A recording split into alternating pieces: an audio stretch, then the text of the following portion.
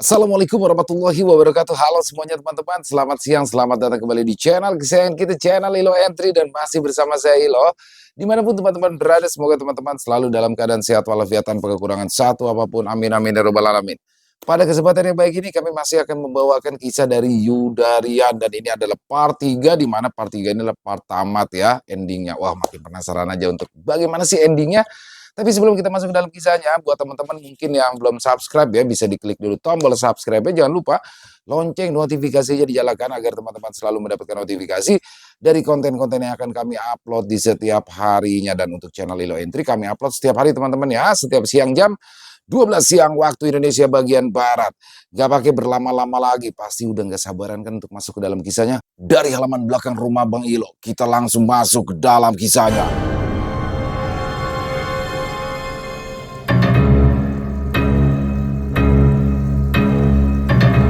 Teror selamanya untuk keluarga kecil Andi. Santet untuk orang skeptis part 3. Yeah. Pagi harinya, Andi terbangun lebih awal dari biasanya. Matahari baru saja muncul, memancarkan sinar lembut yang menyinari taman kecil di depan rumah mereka. Ia melangkah keluar beranda sambil membawa secangkir kopi. Udara segar pagi itu terasa berbeda, seolah menyambut kembali ke rutinitas normal kota. Burung-burung bernyanyi di kejauhan, dan aroma rumput basah menguar dari halaman yang masih berembun. Putrinya berlari kecil keluar rumah, membawa mainannya dan segera menghampiri Andi. "Papa, main sama aku hari ini?" pintanya dengan nada ceria. Andi tersenyum, lalu ia mengangguk. "Tentu, kita akan main sepuasnya." Sementara itu, Uci menyiapkan sarapan di dapur. Suara piring yang beradu dengan sendok terdengar dari dalam rumah, mengiringi percakapan ringan antara suami dan anak. Kehangatan keluarga membuat Andi sadar betapa ia merindukan momen-momen seperti ini. Ia bertekad untuk tidak terlalu larut dalam pekerjaan saat proyek itu selesai. Namun, saat-saat bahagia itu telah seraya tenggelamnya sang mentari, ada kejanggalan yang dirasakan Uci di sore itu saat ia sedang mengambil pakaian di halaman belakang. Terdengar bisikan pelan yang entah dari mana asalnya. Suara itu seperti berasal dari ujung pagar, tapi ketika ia menoleh, tidak ada siapapun di sana. Merasa hanya berhalusinasi karena kelelahan, Uci mengabaikannya dan kembali ke dalam rumah. Meski di ujung pikirannya yang gelap ada hal yang ganjil. Malam pun akhirnya tiba. Setelah makan malam, Uci mendadak mengerang kesakitan. Tangannya memegangi perut dengan kuat, meremasnya sekencang mungkin. Wajahnya memucat seketika dan keringat dingin membasahi tubuhnya. "Andi, perutku sakit sekali," keluh Uci dengan suara terputus-putus. Matanya penuh dengan rasa nyeri yang hampir tak tertahankan. Andi yang panik melihat istrinya mencoba membaringkannya di sofa. "Apa yang terjadi? Sejak kapan?" "Tadi sore sudah mulai terasa, tapi sekarang makin parah," jawab Uci dengan susah payah. Rasa sakit itu seperti ada yang meremas-remas perutnya dari dalam. Ia menggeliat, mencoba mencari posisi yang lebih nyaman, tetapi rasa nyeri itu justru semakin menusuk. Melihat kondisi Uci, Andi segera membawanya ke rumah sakit terdekat. Sepanjang perjalanan, pikiran Andi dipenuhi kecemasan. Uci jarang sekali sakit, apalagi sampai separah ini. Wajah pucat dan keringat dingin yang membasahi istrinya terus menghantui pikirannya. Di ruang pemeriksaan, dokter memulai penjelasannya setelah ia memeriksa kondisi Uci. "Ibu mengalami gastritis akut atau peradangan pada lambung. Gejala ini bisa disebabkan oleh beberapa hal, seperti peningkatan asam lambung karena stres, infeksi bakteri, atau pola makan tertentu," ujar dokter seraya menunjukkan hasil pemeriksaan awal. "Gastritis? Tapi dok, Uci terlihat baik-baik saja sebelumnya," potong Andi dengan nada ragu. Dokter tersenyum tenang. "Benar pak, tapi gastritis ini bisa muncul mendadak, terutama jika ada faktor pemicu lain seperti stres. Asam lambung bisa meningkat secara drastis dan merusak lapisan pelindung lambung, lalu menyebabkan nyeri seperti yang dirasakan Ibu Uci tadi. Selain itu, ada kemungkinan bakteri yang juga terlibat, di mana bakteri ini bisa menyebabkan serangkaian keluhan pada perut. Dokter menjelaskan kembali lebih lanjut tentang kondisi Uci, melengkapi narasinya dengan diagram sederhana yang menggambarkan dinding lambung dan lapisan pelindungnya. Kondisi ini masih terkontrol, Pak Andi. Kami akan memberikan obat untuk mengurangi rasa nyeri dan juga menekan produksi asam lambung. Jika gejala tidak membaik dalam beberapa hari, mungkin perlu pemeriksaan lebih lanjut seperti endoskopi. Andi mendengarkan dengan seksama, meskipun pikirannya sedikit bercabang. Stres? Uji bukan tipe orang yang mudah tertekan ya. Meski sering disindir dengan kalimat-kalimat satir dari Andi, tapi sepertinya hal itu tentu tidak akan membuatnya stres. Pikiran Andi kembali mengingat ucapan Uci sebelumnya mengenai bisikan yang diceritakan Uci, tapi ia menggeleng pelan, menepis ide-ide irasional yang mulai mengganggu logikanya. Setelah diberi obat, kondisi Uci mulai membaik. Andi membawanya pulang ke rumah, berusaha membuatnya merasa senyaman mungkin. Keesokan paginya, suasana rumah terasa lebih ringan. Udara pagi mengalir segar melalui jendela yang dibiarkan terbuka. Uci tersenyum tipis saat melihat Andi sibuk menyiapkan sarapan sederhana untuk mereka bertiga, namun sesuatu yang aneh tetap mengendap di sudut pikiran Andi. Ia tidak bisa mengabaikan apa yang terjadi tadi malam. Apakah benar ini hanya gastritis biasa? Bukankah Uci cukup menjaga pola makannya? Di sore harinya, Uci kembali mengungkapkan sesuatu yang membuat Andi resah. Tadi, waktu di halaman, aku dengar sesuatu lagi. Rasanya seperti ada yang memanggil, tapi tidak ada orang di situ, kata Uci sambil mengusap perutnya yang masih terasa sedikit nyeri. Andi terdiam sejenak. Ia ingin menganggap itu hanya halusinasi atau efek samping dari rasa sakit yang dialami istrinya. Tetapi semakin hari, keraguan mulai menyelubungi logikanya. Apa benar semua ini hanya kebetulan atau ada sesuatu dari rumah tua itu yang telah terbawa atau ikut pulang bersama Andi? Tanpa mereka sadari, bayangan sesuatu yang lebih besar mulai menyelimuti hidup mereka, sesuatu yang bahkan tidak bisa dijelaskan oleh logika. Jam dinding di ruang tamu berdetak pelan. Jarumnya hampir menyentuh angka 9. Rumah yang biasanya tenang kini terasa seperti ruang penuh bayangan. Udara dingin mendadak terasa menusuk. Meskipun jendela-jendela telah tertutup rapat, Andi yang duduk di meja makan mulai merasa ada yang salah.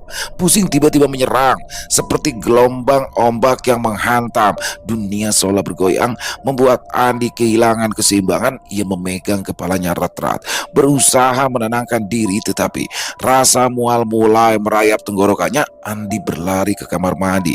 Cairan pahit keluar tanpa ampun dari mulutnya. Ia merasa perutnya terbalik, seolah tubuhnya menolak makanan yang ia konsumsi. Nafasnya terengah-engah, tubuhnya lemas.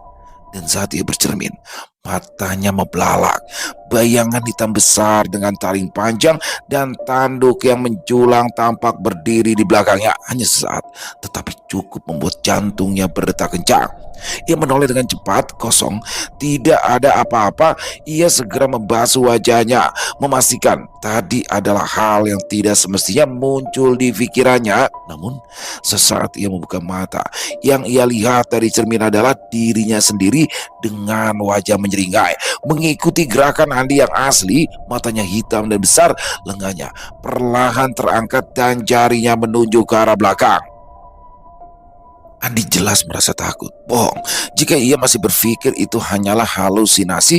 Segera ia menampung air di tangannya, seraya kembali membasuh wajahnya. Tak lama dari itu, Uci sedang meringkuk di ranjang, menggenggam perutnya yang terasa seperti ditusuk dari dalam. Wajahnya basah oleh keringat dan bibirnya bergetar tanpa suara. Andi, panggilnya dengan suara lemah tetapi terputus oleh erangan panjang saat rasa sakit melesat kembali. Andi segera keluar dari kamar mandi dan masuk ke kamar dengan langkah tergesa. Uci, apalagi? Kenapa sakit lagi? Tanyanya. Panik mencoba membantu istrinya duduk, tapi begitu ia menyentuh Uci, istrinya tersentak dan jatuh ke sisi ranjang. Wajahnya seperti menahan rasa nyeri yang tidak manusiawi. Ada suara lagi, desis Uci. Nafasnya tersengal, seperti orang yang berbisik di telingaku. Tiba-tiba saja, sebuah jeritan kecil keluar dari bibir Uci. Darah mengalir dari sudut mulutnya, menetes ke lantai. Dengan bunyi yang menusuk pendengaran, Uci mencengkram lengan Andi. Jemarinya seperti mencakar kulitnya, meninggalkan bekas kemerahan. Suara itu ingin aku mati. Uci menangis risak, tetapi isakannya tenggelam oleh suara alam yang mendadak bergemuruh. Daun-daun di luar bersir keras, meskipun angin tak terasa dan suara jangkrik terdengar seperti ribuan memegahkan telinga. Andi menatap istrinya, keringat dingin mengalir dari pelipisnya. Ia mencoba berkata sesuatu, tetapi tenggorokannya tercekat. Di sudut kamar, sosok hitam dengan mata merah menyala muncul. Tubuhnya besar dengan taring menjuntai dan tanduk melengkung ke belakang. Sosok itu berdiri diam, tetapi bayangannya seperti berdenyut, seakan ia tidak sepenuhnya nyata. Andi mencoba menggerakkan tubuhnya, tetapi kakinya seperti terpasung. Sosok itu mendekat perlahan. Uci menggeliat, tangannya mencengkram perut lebih erat. Suara itu, suara yang gempanya terasa di setiap sudut ruangan, kembali terdengar. Kali ini jauh lebih jelas. Kau yang salah. Andi mengerang. Dia tidak tahu apa yang harus dilakukan. Ingin dia berteriak, ingin memanggil seseorang. Tetapi siapa? Nia. Tidak. Tidak mungkin dia bicara dengan Nia. Tetapi pikiran logisnya perlahan runtuh. Bayang sosok itu semakin mendekat, dan Uci yang semakin terkulai lemas membuatnya sadar bahwa waktu mereka semakin sedikit. Tidak, ini tidak mungkin. Gumam Andi pada dirinya sendiri. Suaranya nyaris tidak terdengar, tapi dia tahu sesuatu telah mengikuti mereka. Sesuatu yang tidak akan pergi begitu saja. Ruangan terasa semakin gelap dan pekat, seolah cahaya dari lampu gantung kamar meredup tanpa alasan. Uci bergetar hebat di pelukan Andi. Tubuhnya dingin seperti es, namun keringat mengucur deras. Nafasnya berat, terputus-putus, sementara darah yang sebelumnya menetes dari mulutnya kini mengalir lebih deras. Andi, tolong. Aku nggak tahan lagi. Suara Uci terdengar seperti bisikan. Di tengah kegaduhan, suara jangkrik yang semakin keras di luar. Andi mencoba berpikir cepat, tetapi kepanikannya melumpuhkan logika.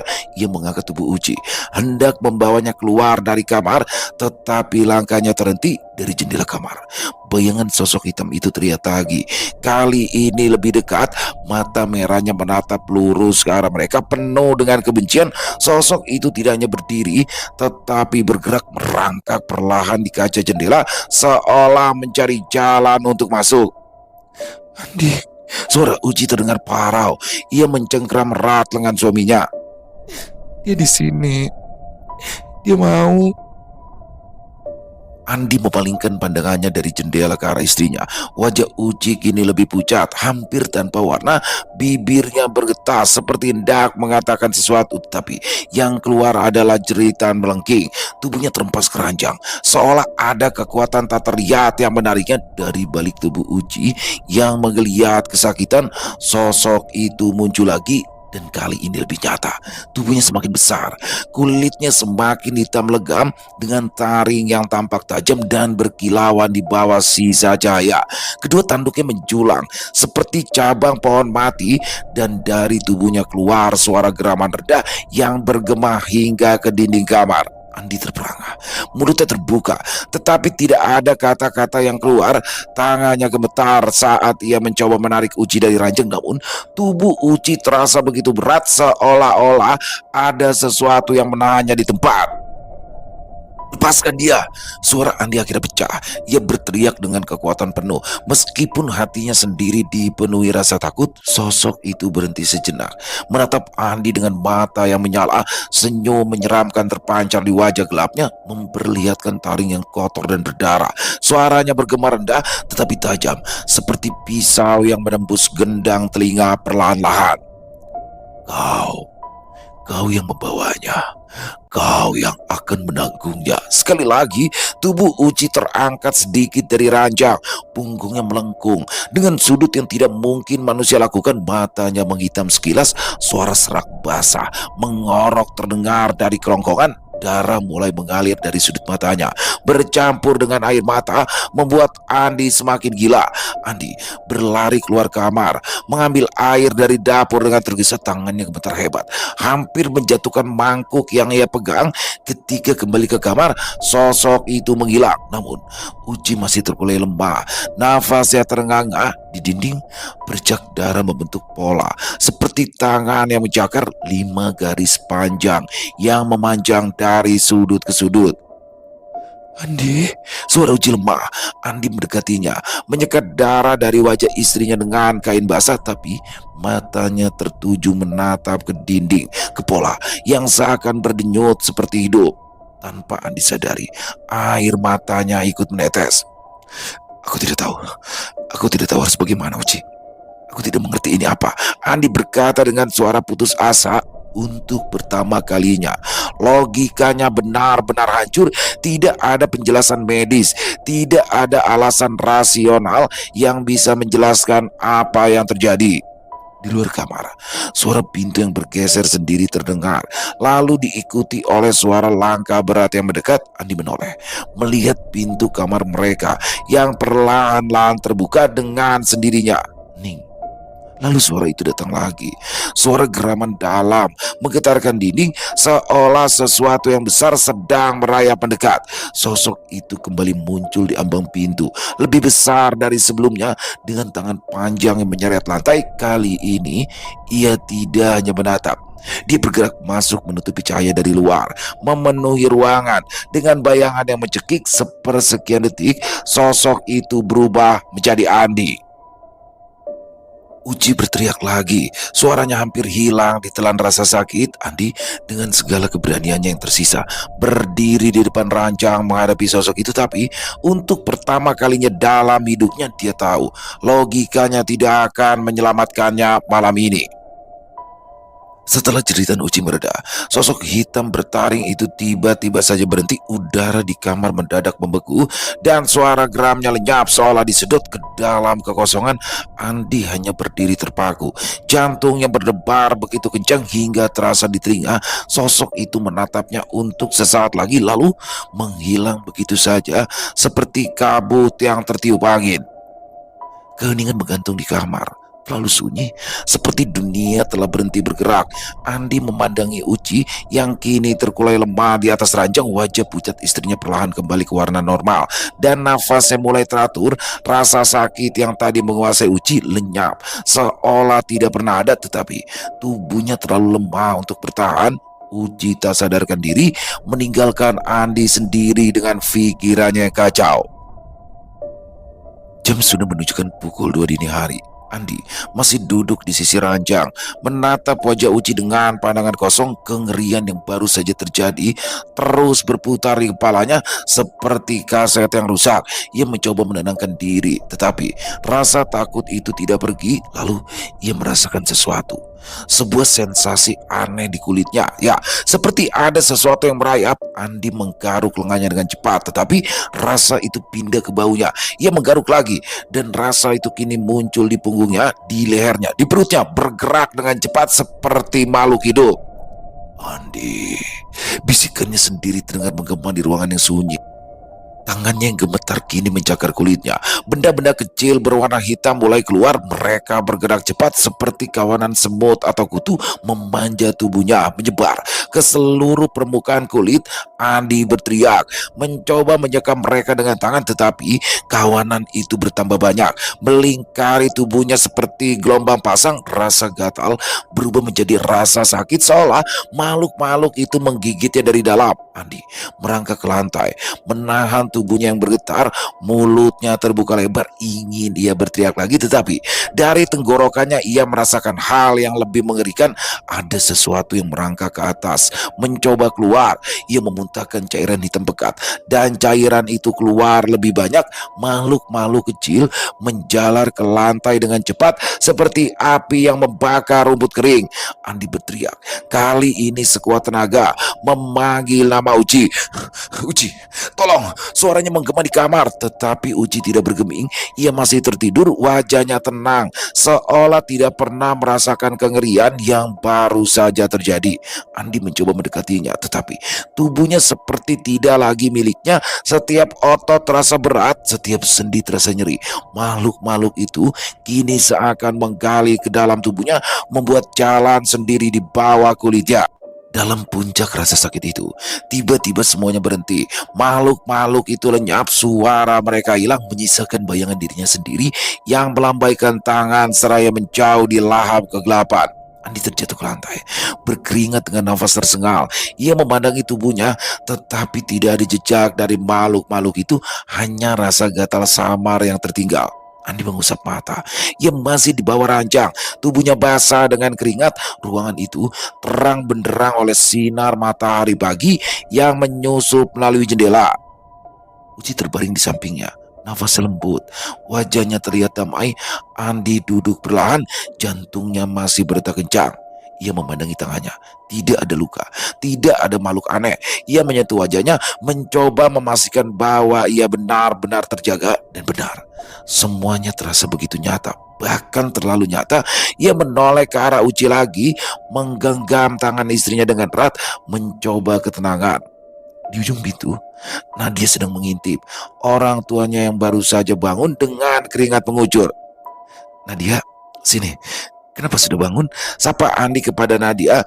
Nadia hanya diam, menatap tajam ke arah ayahnya dengan wajah yang mengerikan datar, tanpa ekspresi apapun, lalu berpaling pergi kembali ke kamarnya.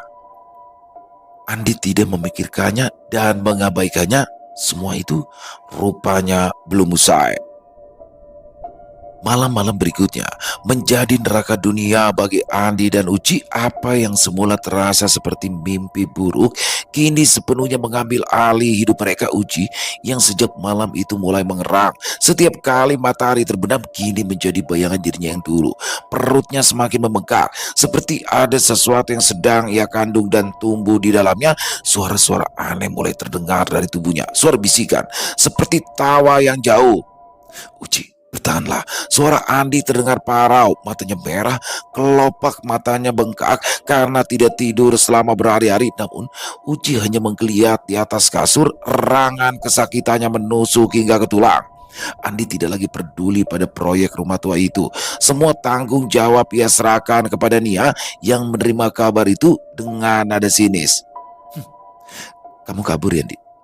Sebab akhirnya kau kalah oleh apa yang tidak kau lihat," sindir Nia dalam pesan terakhir. Namun Andi tidak lagi peduli. Persetan teror tidak hanya menyiksa Uci. Andi mulai merasakan apa yang ia pikir mustahil. Mimpi-mimpi buruk yang menjadi nyata. Sosok bertaring panjang dengan tanduk mencuat dari kepalanya, yang semua ia pikir hanyalah ilusi dalam tidur atau saat berhalusinasi, kini berdiri di sudut kamarnya setiap malam. Sosok itu menatapnya tanpa bicara, lalu perlahan berubah rupa. Makhluk itu bergeser dari monster yang menyeramkan menjadi dirinya sendiri. Andi menatap makhluk itu dengan gemetar, melihat wajahnya sendiri dalam tubuh yang bukan miliknya. Sosok itu tersenyum lebar, memperlihatkan deretan taring yang tajam, lalu berkata dengan suara bergema, "Kau tahu, ini semua adalah salahmu." Andi mencoba membantah, tetapi mulutnya tidak mampu bergerak. Sosok itu melompat mendekatinya dalam sekali gerakan, mencengkram kepalanya dengan tangan panjang dan hitam, lalu mendorong wajah Andi ke lantai. Ia sedikit hilang sadar. Sesaat setelah terhentak, pandangannya berubah. Bukan seperti berada di rumahnya sendiri, sebuah tempat yang gelap. Hanya ada satu cahaya yang memancar di tubuhnya. Bingung dengan semua yang terjadi, ia memanggil-manggil nama Uci. Nadia. Justru yang menjawab adalah gema dari suaranya sendiri. Ia tidak tahu berada di tempat seperti apa. Bahkan di dunia nyata sekalipun tidak ada tempat sepekat ini. Bayangan pun tidak ia temukan. Hingga datanglah sebuah sosok yang sama, sosok dirinya sendiri dengan perawakan yang begitu menyeramkan. Tanduknya semakin panjang, matanya kian memerah dan menyala, menggambarkan dendam yang begitu membara. Tangannya panjang, lengkap dengan kuku yang hitam, menyeret saat ia bergerak atau berjalan. Sosok itu mulai mendekat dan tanpa berbicara, hanya suara nafas menggeram serupa naga yang menggema. "Siapa kau? Apa maumu?" tanya Andi setengah takut dan gemetar. "Aku adalah kau di ujung dunia," jawab sosok itu. Suaranya berat namun menyerupai suara Andi sendiri. "Aku adalah dirimu yang selalu kau asingkan. Tak pernah kau anggap ada. Aku selalu kau bantah. Manakala kau bersimpu di depan sosok yang kau sebut Tuhan, kau sama sekali tak pernah percaya akan keberadaannya. Ya, harta dan logika bisa menyelamatkan semua. Lalu, bisakah kau lari dari sosok dirimu ini?" Ujar sosok itu menggerutu tidak jelas, seolah semua yang ia ungkapkan adalah nada satir yang tidak bisa Andi fahami. "Keluarlah kau dari angkumu sendiri. Berjuanglah, berjuanglah." Tutup sosok itu lenyap di telan gelap yang pekat. Andi hanya bisa terdiam. Ia belum mengerti apa maksud dari ucapan sosok itu, namun tiba-tiba ada angin yang berembus kencang menghantam tubuhnya, terlalu kencang untuk ditahan dengan dua kaki. Tubuhnya terpental hebat dan menghantam sebuah dinding yang tampak. Andi kembali tersadar. Di malam lain, rasa sakit di kepala Andi semakin menjadi-jadi. Bukan sekedar pusing, tetapi sensasi seperti ada sesuatu yang menggeliat di otaknya. Ia mencoba memukul-mukul kepalanya dengan tangannya sendiri, berharap rasa sakit itu berhenti. Namun semakin ia mencoba, semakin parah yang ia rasakan. Andi hanya bisa memekik sekuat tenaga. Cairan merah mulai mengalir dari telinganya. Lalu dari lubang hidungnya ia memegangi wajahnya, dan dalam genggaman tangannya ia merasa ada sesuatu yang bergerak. Ketika ia melihat dari yang mengalir, ia menyadari ada benda kecil serupa serangga, mungkin sesuatu yang lebih mengerikan seperti kutu, keluar dari kulit kepalanya. Ia berlari ke kamar mandi, menatap cermin, dan di sana ia melihat mereka, makhluk-makhluk kecil itu seperti kutu tetapi lebih besar dan menjijikan, menggali-gali keluar dari kulit kepalanya. Mereka menggeliat, menjalar ke dahinya, memanjat ke matanya. Andi mengguyur dirinya dengan air keran, berharap semua itu hilang. Namun semakin ia mencoba, semakin banyak makhluk itu keluar memenuhi wastafel dengan tubuh kecil mereka yang basah oleh darah. Di tengah semua itu, Nadia, anak perempuannya, hanya terdiam di sudut ruangan.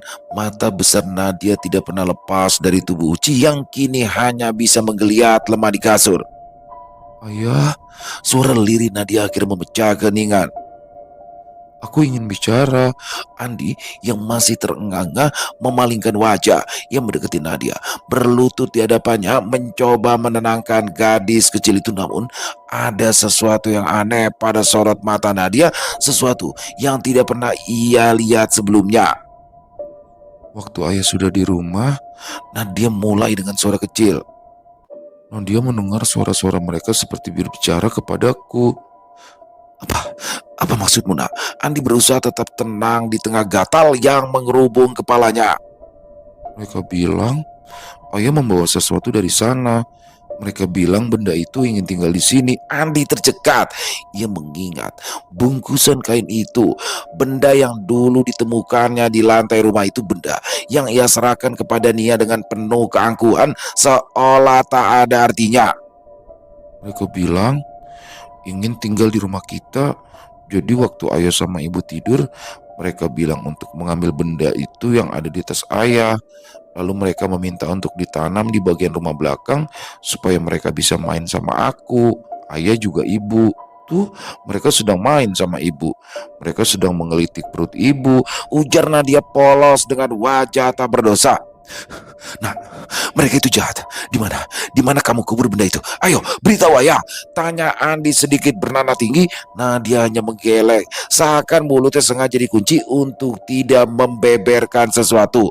Andi segera mengambil cangkul di gudang dan berniat untuk menggali satu persatu tanah yang ada di belakang. Tololnya Andi, dia lupa bahwa halaman belakang semuanya terbuat dari beton. Bagaimana mungkin Nadia bisa menggali dan menanam benda itu? Tapi apakah memang benar benda yang ia berikan kepada Nia yang Nadia kubur?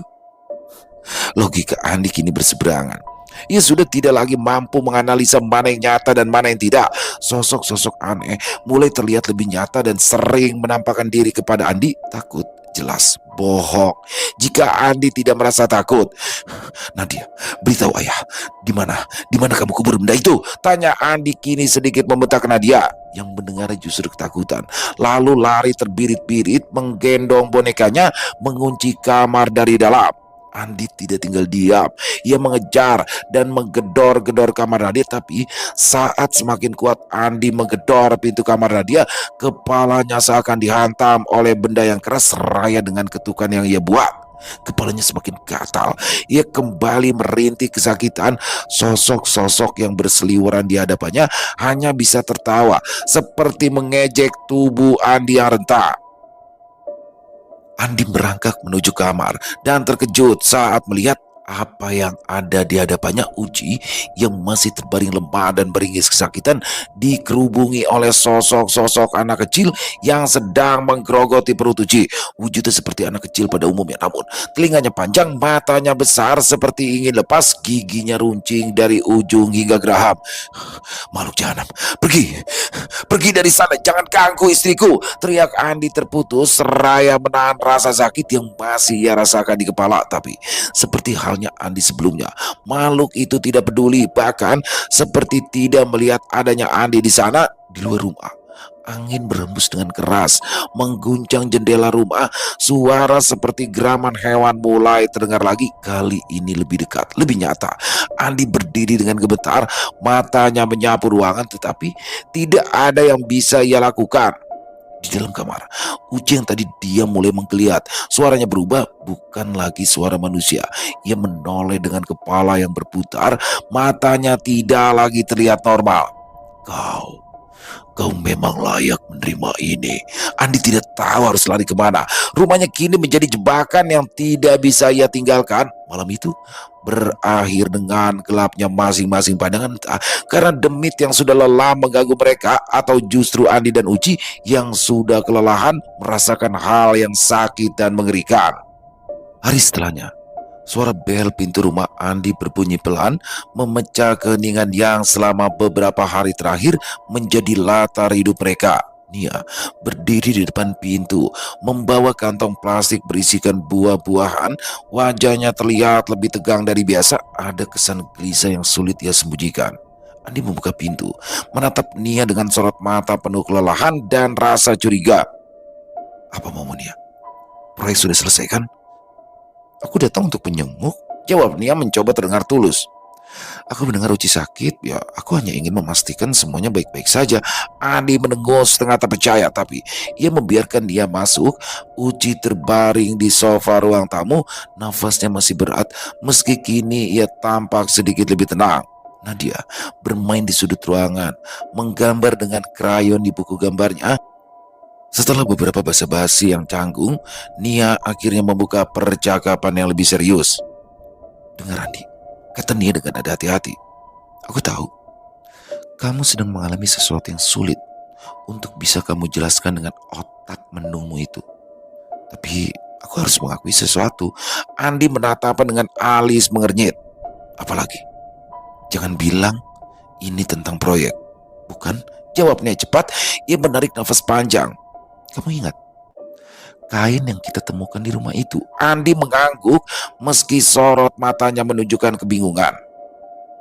Setelah aku membawanya, aku lalu pergi ke seseorang, ke orang yang tahu, kata Nia.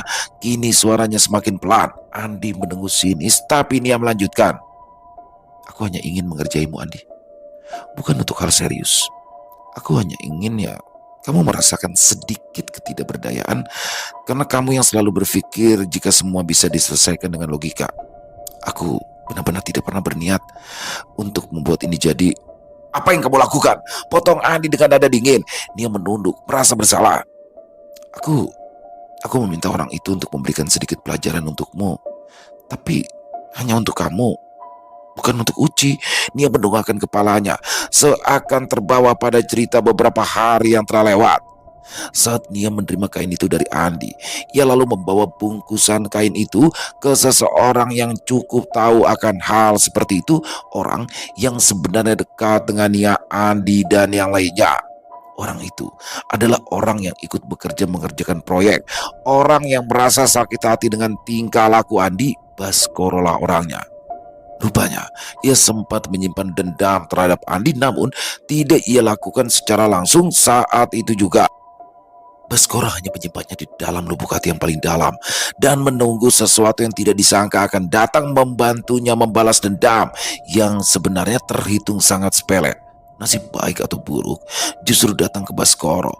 Nia justru datang ke rumah Baskoro untuk meminta bantuan mencarikan orang yang mampu, dan tak disangka Nia sedang berhadapan langsung dengan orangnya.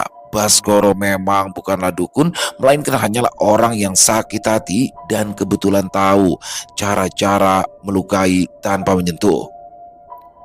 Benda ini terlalu berat, Bu, kata Baskoro saat ia menyodorkan kain lusuh yang ia ingin jadikan perantara. Berat atau tidak? Aku hanya ingin orang itu belajar sedikit, tidak lebih, jawab Nia santai. Baskoro kemudian melakukan ritual singkat, membacakan mantra yang tak berasal dari bahasa apa, dan meniupkan asap ke dupa kain tersebut. Gangguan kecil saja ya, tanya Baskoro memastikan. Ya, hanya gangguan kecil, balas Nia merasa puas. Namun Nia tidak menyangka bahwa kain itu membawa sesuatu yang lebih besar daripada sekedar gangguan kecil. Saat ia menanamkan kain itu di pot rumah Andi pada malam setelah mereka pulang dari proyek, ia merasa lega, bahkan sedikit puas. Tetapi dia tidak pernah tahu bahwa Baskoro juga menyimpan keinginan yang jauh lebih keji daripada Nia. Apapun yang terjadi dengan Uci, itu bukan karena aku, Di, kata Nia akhirnya. Aku yakin itu. Andi memijat pelipisnya, mencoba mencari jawaban. Ia menatap Nadia yang masih sibuk menggambar. Kalau bukan karena itu, lalu kenapa semua ini terjadi? Gumamnya hampir pada dirinya sendiri. Nia yang sejak tadi memandangi Nadia dengan pandangan penasaran akhirnya bertanya, Nadia, apa yang sedang digambar? Gadis kecil itu tersenyum dan memperlihatkan gambarnya. Sebuah rumah kecil dengan banyak sosok hitam di sekelilingnya. Di tengah gambar ada sesuatu yang aneh. Gambar sebuah benda yang mirip dengan kain lusuh yang pernah Nia tanam di rumah Andi. Ini apa? Tanya Nia dengan lembut. Itu kain yang Nadia temukan di pot depan rumah, jawab Nadia polos. Nadia tanam di kebun belakang. Mereka bilang Nadia harus menyimpannya di kebun belakang supaya mereka tidak marah. Salah satu dari mereka mirip ayah deh, tapi serem. Nadia takut. Andi dan Nia saling pandang. Tubuh mereka membeku. Kini mereka berdua tahu siapa yang harus mereka tanya, tetapi mereka harus bisa mencari di mana letak kain itu disimpan oleh Nadia. Nadia, Nadia anak pintar ya. Kasih tahu ayah di mana kain itu Nadia simpan. Kasihan ibu dan ayah ya nak, ujar Andi tenang. Tapi ya, nanti dia marah. Tidak, kalau dia marah biar ayah yang marahi lagi. Dengan bujukan singkat, rupanya Nadia berhasil memberitahu di mana tempat kain itu dikubur. Kain itu berada di sudut dekat dengan pipa pembuangan air. Pantas satu-satunya tempat yang tidak berbeton hanyalah di sana. Tololnya Andi, ia tidak terpikir sampai di sana, padahal ia agen properti. Saat dikubur, benar kain itu ada di sana. Kamu ikut denganku, Nia. Kita ke rumah Baskoro sekarang. Uci akan aku titipkan di rumah sakit. Sepertinya dia butuh cairan lebih banyak, kata Andi tegas. Ia seakan sudah lupa dengan nyeri dan lelah yang ia rasakan. Tekadnya membunuh logikanya sendiri. Kini ia sedikit percaya dengan hal yang sedemikian aneh. Andi dan Nia melaju di jalanan sepi dengan kecepatan yang membuat perut terasa mual. Nia memegang kemudi dengan erat. Tatapannya terpaku ke jalan depan. Matahari sudah condong ke barat dan bayangan pohon sepanjang jalan semakin panjang, menciptakan suasana yang suram. Di kursi penumpang, Andi memegang kain lusuh itu dengan tangan gemetar penuh amarah yang tak tergambar. Suara-suara aneh bergema di telinganya, seperti bisikan yang saling bertumpuk. Kadang terdengar, kadang tawa yang menyeramkan. Ia menatap keluar jendela, tapi apa yang dilihatnya hanya membuat dadanya semakin sesak. Bayangan sosok-sosok bertanduk yang berlari di antara pepohonan, mengintip dari sela-sela dedaunan. Sialan dia. Kenapa kamu seret aku ke dalam masalah ini, tolol? Andi memaki, suaranya sedikit bergetar. Maaf, balasnya dingin. Kedua tangan mencengkram setir lebih erat. Kita harus sampai ke rumah Baskoro sebelum gelap. Sesampai di rumah Baskoro, mereka langsung disambut oleh keheningan yang menusuk. Rumah kecil di pinggir desa itu tampak biasa saja, tapi auranya berat. Seperti ada sesuatu yang bersembunyi di balik dinding-dindingnya. Baskoro dengan senyum tipis yang menjengkelkan menyambut mereka di ruang tamu. "Andi, Nia," katanya dengan nada santai. "Apa yang membuat kalian kembali? Bukankah proyek sudah selesai?" Andi langsung mendekat, matanya penuh amarah. Ia mengangkat kain itu tinggi-tinggi, melemparkan benda itu ke wajah Baskoro. Ini semua gara-gara benda sialan ini. Dan ini gara-gara kamu. Gara-gara kamu, Nia. Kalau kamu tidak melakukan hal tolol, membawa kain ini ke orang bangsat seperti dia, maka tidak akan ada semua teror. Tidak akan ada semua teror biadab ini. Nia memutar bola matanya, mencoba menahan diri. "Ya, kalau kamu nggak sok tahu dan skeptis dengan semuanya, aku juga tidak akan perlu dong membuktikan apa-apa." "Diam!" teriak Andi, lalu ia mendekat ke arah Baskoro. "Dan kamu," katanya sambil menunjuk Baskoro dengan gemetar. "Apa maumu? Apa puas kau membuat hidupku menjadi tidak jelas seperti ini? Istriku menjadi diam dan kesakitan di malam hari, ha?" Baskoro hanya tersenyum dingin, tidak terpengaruh oleh amarah Andi. Ia menyalakan rokoknya dengan santai, lalu berkata, "Saya tidak pernah membuat hidup kamu hancur. Kamu sendiri yang melakukannya. Istrimu menjadi korban. Itu adalah salahmu sendiri. Kamu terlalu meremehkan sesuatu yang tidak bisa kamu pahami. Kamu pikir dunia ini hanya soal logika, Bicara apa sih kamu?" Andi mendesis, wajahnya memerah. Baskoro mengembuskan asap rokoknya perlahan. "Seharusnya kamu tahu, hidup ini bukan hanya soal yang terlihat. Kita hidup berdampingan dengan yang gaib. Tapi kamu terlalu congkak, angkuh, arogan. Kamu mengabaikan sesuatu yang bahkan bisa menghancurkanmu. Perkara Tuhan saja masih sempat kamu sangkal." "Kamu pikir aku menerima? Kamu pikir aku menerima omong kosong ini?" teriak Andi, maju ke depan seolah ingin memukul Baskoro. Namun sebelum Andi bisa mendekat, Baskoro berdiri dan menatap dengan sorot mata yang tajam yang membuat Andi terpaku. "Kamu pikir ini semua sudah selesai, anak muda? Tidak, ini baru awal." Dengan nada dingin, Baskoro melanjutkan, "Aku pastikan, Andi, setelah semua kesakitan yang kamu dan istrimu alami, sampai kapanpun matamu tidak akan pernah bisa tertutup dari dunia yang lain. Kau akan terus melihat mereka, semua yang tidak bisa dilihat oleh orang lain. Dimanapun kau berada, mereka akan selalu ada karena kamu yang memilih untuk meremehkan mereka.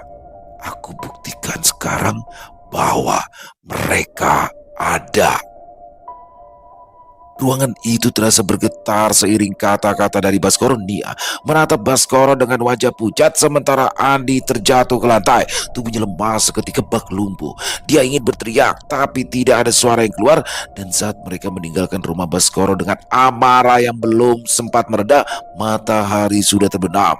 Di perjalanan pulang, Andi duduk membisu di kursi penumpang. Tapi di setiap sudut jalan yang mereka lewati, di setiap bayangan pohon, di setiap kaca spion, sosok itu sudah menanti. Dan kini mereka bukan hanya bayangan, bukan lagi halusinasi lantaran lelah bekerja, bukan lagi tampias cahaya rembulan yang membentuk sebuah badan besar, bukan lagi suara samar yang terdengar di sela keributan anjing malam. Kini mereka bersama Andi. Dunia memang selalu menjadi panggung perdebatan antara logika dan mistis. Dua sisi yang sama-sama yakin pada kebenarannya sendiri. Skeptis seperti Andi mungkin merasa nyaman berlindung di balik tembok rasionalitas, memandang klinik seperti anak kecil memandang bayangan di malam hari. Tidak ada yang perlu ditakuti, hanya ilusi. Tapi siapa sangka tembok itu justru yang membuatnya terjebak, tidak siap saat dunia di luar logika menyeruak masuk tanpa mengetuk. Di sisi lain, mereka yang mempercayai hal disebut gaib kadang terlalu sibuk menunduk, lupa bahwa ada dunia nyata yang juga butuh diperjuangkan, bukan sekedar diterima begitu saja. Dan pada akhirnya Entah percaya atau tidak, manusia tetaplah manusia, makhluk yang seringkali lupa bahwa hidup ini bukan hanya tentang menang atau kalah antara dua keyakinan. Dunia punya caranya sendiri untuk mengingatkan bahwa menghormati apa yang tidak kita pahami adalah cara untuk bertahan di antara yang terlihat dan tidak, karena terkadang perang bukan terjadi antara logika dan mistis, tapi antara manusia dan kesombongan mereka sendiri. Pada intinya, alam semesta masih menyimpan segudang misteri yang belum pernah terpecahkan. Jadi, tidak perlu arogan dalam menyombongkan logika ataupun kemampuan menguasai hal mistis. Selesai. Wow, luar biasa kisah dari Yudarian, dan bagaimana di part 3 ini akhirnya Andi mendapatkan pelajaran berharga. Dan ternyata kiriman ini berasal dari temannya sendiri, yaitu Nia, yang mana Nia ternyata dibantu oleh orang yang bisa, dan ternyata orang itu adalah Baskoro. Yang mana Baskoro itu adalah salah satu pekerja juga yang di rumah tua, yang mana proyek yang sedang ditangani Andi, yang ternyata dia juga tersinggung dan sakit hati atas ucapan-ucapan yang keluar dari mulut Andi pada saat penemuan buhulu santet itu. Dan Nia di sini sebenarnya dia cuma pengen kasih pelajaran nih sama dia deh, biar dia bisa tahu gitu ya kan. Tapi ternyata di sini Baskoro memiliki dendam yang lebih, dan sampai pada akhirnya Andi mata batinnya terbuka, dan selama-lamanya jadi kayak biarin dia sekarang bisa ngelihat apa yang dulu dia nggak percaya di situ. Luar biasa sekali. Keren pakai banget, mencekam banget ya terornya bagaimana. Tapi di sini emang kasihan sih ya, Nadia maupun Uci istrinya jadi terkena imbasnya. Jadi benar-benar di sini bisa menjadi pelajaran bagi kita semua teman-teman ya. Kita tidak boleh memaksa orang lain. Buat yang percaya dengan hal-hal gaib, tidak bisa juga memaksakan hal ini kepada orang lain, harus percaya. Dan buat yang nggak percaya juga nggak bisa mengajak orang lain untuk tidak percaya, apalagi sampai mohon maaf ya kayak ngata-ngatain, apalagi menganggap orang yang percaya itu adalah orang bodoh. Bahkan tidak hanya itu, dia menantang. Jadi waduh, udah nggak percaya, menyepelekan, nantang, udah jadi itu biasanya tuh. Jadi ya mungkin itu hikmah baik yang bisa kita ambil dalam kisah ini. Luar biasa sekali Mas Yudarian, 3 part itu rasanya mencekam, horor dapat banget, keren. Buat Mas Yudarian, terima kasih atas kisah yang luar biasa. Ditunggu lagi untuk kisah-kisah selanjutnya, dan mari kita ambil hikmah yang baiknya saja dalam kisah barusan dan dibuang yang buruk-buruknya. Dan buat teman-teman mungkin yang punya komentar lain, yang punya pendapat lain, bisa menuliskan di dalam kolom komentar ataupun hanya sekedar saling menyapa. Insya Allah kami akan menjawab satu persatu. Dan buat teman-teman yang suka dengan videonya, bisa diklik tombol like, tombol jempolnya, boleh juga dong di-share link videonya ke teman-teman yang lain agar juga ikut merasa terhibur. Dan sekali lagi buat yang belum subscribe, ayo dong bisa diklik tombol subscribe-nya, jangan lupa lonceng notifikasinya dinyalakan agar teman-teman selalu mendapatkan notifikasi dari konten-konten yang akan kami upload di setiap harinya. Dan kami juga ingin mengucapkan terima kasih ya kepada seluruh teman-teman yang sudah selalu setia hadir, yang sudah selalu mendukung kami. Karena teman-temanlah kami selalu bersemangat berkarya di setiap harinya. Di akhir kata, saya Ilo mengucapkan permohonan maaf apabila mungkin dalam pembawaan kisahnya ada kata-kata saya yang salah ataupun ada kata-kata saya mungkin yang kurang berkenan. Saya mohon dibukakan pintu maaf yang seluas-luasnya, dan sampai berjumpa lagi besok siang jam 12 masih bersama saya Ilo di channel Ilo Entry. Salam sehat, sukses selalu untuk kita semua. Wassalamualaikum warahmatullahi wabarakatuh.